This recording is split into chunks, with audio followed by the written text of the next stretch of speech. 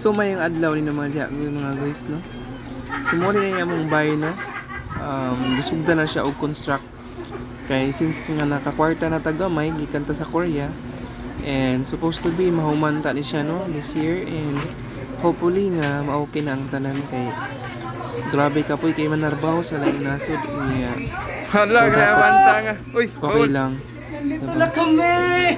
Grabe guys, nung sakripisyo gikan sa gawas is masulba dagit siya no kung makakulit na tagkwarta no sa atong sulod ato din pahimo sa atong balay kaya ron ma-okay na ang tanan and next ani is pultahan og ang bintana and sunod kay pintal sad no so di sa ta magpintal sa gawas kay masunahon na to ang sulod and mga Next project ka na mga lingkuranan na so mo sa itong mga unahang restaurant and karon kay gihuman sa nilang tiles pagkaon pero mahapsay na ang sulod and sa una grabe kagubot sila diyan no kay dilit ni na sa level and among di pa level and gibutan og tiles and next project siguro is yung ceiling kasi na kay kahoy naman na siya and then so mahirap so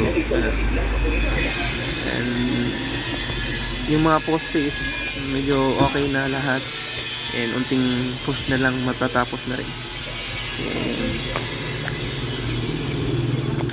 ganun yung forma ng bahay natin guys and super may nakikita ka na talaga. Ito pala yung mama ko guys. Namuhi ra nagmanok ay ang paghimo sa bahay manok ra nagbuhi. Tara, kita ana. Kinintos ka manok. Yan na po sila ibaboyan dre guys.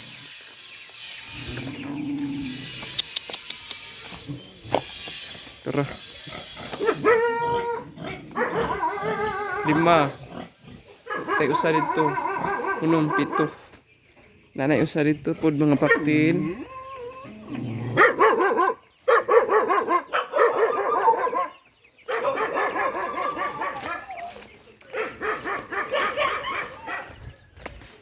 Piso maanay.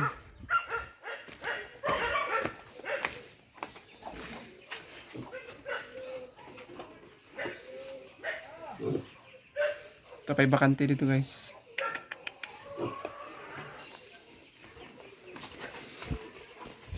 Si maningkamot lang gid lagi kay makitaan sa imong kinabuhi.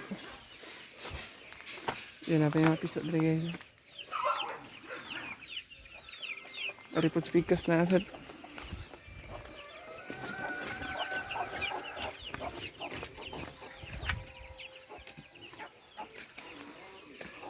Katas sa paningkamot.